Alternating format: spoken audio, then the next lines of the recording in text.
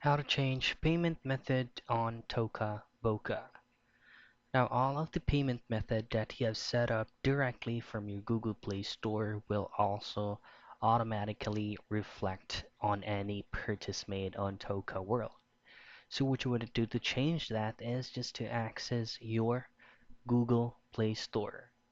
Now once you're here, all you have to do next is go directly to your profile, which is going to be at the top right portion of your screen.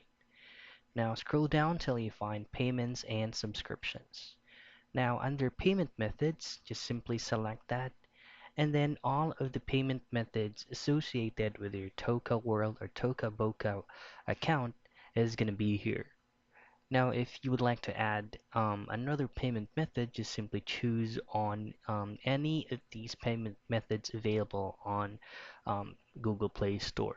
So again, all of the payment methods that you have here will also reflect on your Toca World or Toca Boca. So that's how you change your payment method in Toca Boca.